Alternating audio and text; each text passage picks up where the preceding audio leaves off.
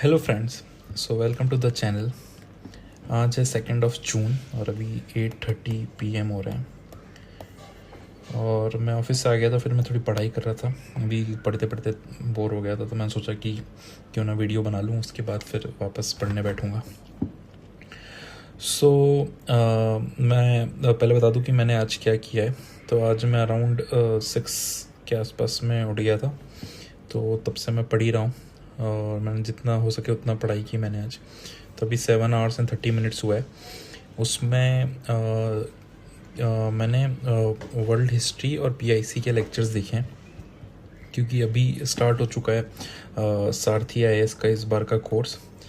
तो उसमें उन्होंने रिकॉर्डेड लेक्चर्स इस बार प्रोवाइड किए हैं, तो मैंने वही लेक्चर्स देख रहा था। मैंने सोचा कि मैंने पहले ये पढ़ लिया था वर्ल्ड हिस्ट्री ऑलमोस्ट, कल मैंने आधा पढ़ लिया था, आज मैंने थोड़ा और पढ़ा था। पर इसके पीछे की अगर बैक स्टोरीज पता हो ना, मतलब इसमें कैसा होता है कि जब हम नोट्स पढ़ते हैं ना तो सीधे हमें पता होता है कि उसके इम्पैक्ट्स क्या थे, उसके फ़ायदे क्या थे, नुकसान क्या थे, ऐसा। पर जब हमें बैक स्टोरीज पता हो ना तो हम इजीली आंसर में डायरेक्टली लिख सकते हैं कहानी के मोड में। अगर हमको पता हो तो then we can make answers. और मैंने वर्ल्ड हिस्ट्री जब मैंने प्रिपरेशन स्टार्ट की थी तभी पढ़ी थी, PIC भी। तो वो जो स्टोरीज़ होती है वो जनरली हम भूल जाते हैं। PIC की तो थोड़ी बहुत याद भी है, पर वर्ल्ड हिस्ट्री की वो यूनिफिकेशन और ये सब की स्टोरीज याद नहीं रहती। तो अगर रैंडम क्वेश्चंस वैसे भी वर्ल्ड हिस्ट्री में आते हैं तो मैंने सोचा क्यों ना इसे 1.5x 2x में मैं देख कर ख़त्म कर दूँ 1 या 2 दिन में। आज मैं पर अभी 2 घंटे के आसपास, पता नहीं 2-2.5 घंटे मैंने देखे होंगे। तो इसका मतलब है कि मुझे और मतलब करना चाहिए। एक होती है कि जब हम प्रिपरेशन कर रहे होते हैं ना तो एकदम दिमाग अगर क्लियर होना, तो अगर आपका ऑफिस वगैरह नहीं जाना हो तो पूरे दिन में आप अपना प्लान कर सकते हो कैसे क्या स्टडीज़ करना है। पर अभी थोड़ा उसमें मुश्किल हो रही है, but this is what it is. फिर थोड़ी देर मैंने सिविल इंजीनियरिंग पूरी की। सिविल इंजीनियरिंग में मैंने सिविल सर्विसेज का जो RCC जो मेरा सब्जेक्ट है वो मैंने पूरा कर लिया है। इसमें एक फुटिंग एंड स्टेयर केस करके स्टेयर केस एंड एक समथिंग कोई चैप्टर है छोटा सा, वो मुझे करने का मन नहीं था तो मैंने अभी इसको छोड़ दिया है। पर बाकी का पूरा सब्जेक्ट हो गया मेरा सिविल सर्विसेज की PYQs में। और बिल्डिंग मटेरियल जो की है फॉरेस्ट सर्विसेज की PYQ में मैंने कंप्लीट कर लिया है। अभी मैंने सिविल सर्विसेज की PYQs में फ्लूइड मैकेनिक्स स्टार्ट किया। फ्लूइड मैकेनिक्स मुझे इतना पसंद नहीं है, पर मैंने सोचा कि सबसे पहले इसे ख़त्म कर देता हूँ। जैसे कि आपने वो आइडियम सुना होगा, ईट योर फ्रॉग्स फर्स्ट। तो वही है कि पहले जो आपको जो सबसे टफ लगता है वो पहले उसको ख़त्म कर लो, तो एक सेंस ऑफ कंप्लीशन भी आता है कि यार ऐसा लगता है कि आप आगे भी बढ़ रहे हो। नेक्स्ट है कि जो मैं प्रिपरेशन कर रहा हूँ तो मुझे लग नहीं रहा कि I am giving my 100% and I am, मतलब मुझे इसके अलावा कुछ और नहीं दिखता ऐसा करके। जो ऑब्सेस्ड होकर पढ़ाई करनी चाहिए वैसी कोई पढ़ाई नहीं हो पा रही। पर this is what it is. पर मैंने एक मूवी देखी थी विप्लैश करके, वो मुझे बहुत पसंद है, तो उसका मैंने पोस्टर भी प्रिंट करके अपने स्टडी टेबल पे लगाया है। वो उसका यही है, ऑब्सेशन। मैंने सोचा आपके साथ शेयर करता हूँ। तो उसमें यही कहता है कि ऑब्सेशन बीट्स टैलेंट्स, मतलब टैलेंट कितना भी पर आपको ऑब्सेस्ड होना पड़ेगा आपकी जो ड्रीम से। ये बहुत इंस्पायरिंग स्टोरी है।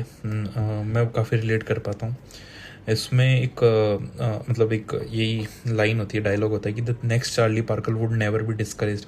चार्ली पार्कर बहुत बड़े मतलब म्यूजिशियन होंगे, रियल लाइफ में होंगे, मुझे नहीं पता इनके बारे में कौन है, पर मूवी में इनका रेफरेंस है।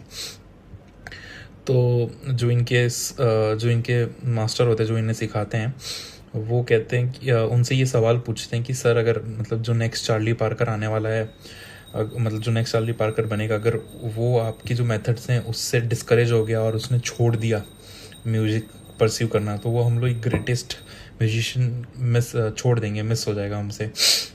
हम उनको नहीं उनको नहीं रख पाएंगे अपने पास में। तो उनके सर कहते हैं कि the next Charlie Parker would never be discouraged, यानी कि अगर जो कोई नेक्स्ट चार्ली पार्कर बनेगा भी तो वो डिस्करेज नहीं होगा, क्योंकि जो डिस्करेज हो गया वो चार्ली पार्कर बन ही नहीं पाएगा। मतलब मैं तो ये समझा कि इसका मतलब ये है कि अगर आपको कुछ करना है तो कोई भी चीज़ आए सामने, आपको उसको मतलब उसको चेस्ट पे लेना है and you have to do whatever you are doing. कोई भी मुश्किलें आए, कितना भी टाइम, अगर टाइम कम है तो उसको कोई और निकालना है, अगर इफ़ यू आर वरीड तो कुछ और निकालना है। कोई चीज़ है जो तुमको बहुत परेशान करी तो उसको लाइफ से हटा देना है। मतलब anything you have to do for your dream you should do ऐसा। And if you are not doing it you are not doing justice to your dream, your obsession, your ambition. इसी line पे जब मैंने ये देखा तो मैंने सोचा कि मैं आप लोगों के साथ एक पोएम शेयर करता हूँ। ये चार्ल्स बुकोस्की की एक पोएम है जो मुझे बहुत पसंद है। ये भी मेरे घर पे मेरे स्टडी टेबल पे लगी हुई है, तो आई थॉट कि मैं ये भी आपको शेयर करूँ।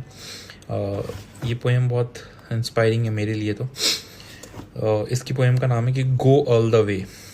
If you are going to try, go all the way, otherwise don't even start. This could mean losing girlfriends, wives, relatives, and maybe even your mind. It could mean not eating for 3 or 4 days. It could mean freezing on a park bench. It could mean jail. It could mean derision. It could mean mockery, isolation. But isolation is the gift. All the others are a test of your endurance, of how much you really want to do it. And you will do it, despite rejection and the worst odds. And it will be the better than anything else you can imagine. If you are going to try, go all the way. There is no other feeling like that. You will be alone with the gods, and the nights will flame with fire. You will ride life straight to the perfect laughter. It's the only good fight there is. So guys, if we are going, let's go all the way. Don't stop for anything. जो भी problems आ रही हैं उनको सोचो कि क्या मैं इनको किस तरह से इसको हटा सकता हूँ लाइफ से, या फिर जो भी आ रही क्या मैं इसको ओवर थिंक कर रहा हूँ, कुछ भी कर रहा हूँ। बट अगर लाइफ ने एक मौका दिया है कि you have the opportunity to study fucking hard, कि नेक्स्ट ईयर कोई अटेम्प्ट ना हो, नेक्स्ट टाइम हमें ये ना लगे कि मैंने ये कमी रख दी थी। अगर कुछ भी रहता है ना, अगर हमारी प्रिपरेशन इस बार ऐसी होनी चाहिए कि अगर कुछ भी अगर सपोज फेल हो भी गए ना, तो it is just because of luck we fail. And when we are preparing ना, this is what I think I should do, कि अगर मुझे सपोज सिलेक्ट होने के लिए मुझे 1000 मार्क्स चाहिए, एंड 1000 मार्क्स के लिए मुझे सपोज 700 घंटे पढ़ाई करनी है, suppose just an example for it, इन 3 महीनों में। So I will study 850 hours. कि जो ये 150 आवर्स है ना, ये this is for the compensating my luck. जो मेरा लक ख़राब हो सकता है ना, वो 150 घंटे में और एक्स्ट्रा पढ़ के जाऊँगा, कि जहाँ पे लक को हम चांस ही ना दे रहे हो, कि हम लक को इक्वेशन से ही हटा दें। व्हेन वी वांट टू उसको लक को इक्वेशन से हटाना है ना, तो उसके लिए we have to give all the thing. इतना ज़्यादा मेहनत करनी है ना, कि जब लास्ट में होना कि सफलता के अलावा हमारे पास कोई और ऑप्शन बचा ही ना हो।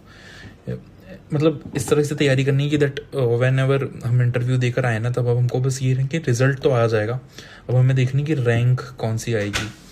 तो इस तरह से हमें प्रिपरेशन करनी है। So thank you so much for watching this video. We will prepare, we will go all the way in this preparation, and we will crack it. Thank you so much for watching this video.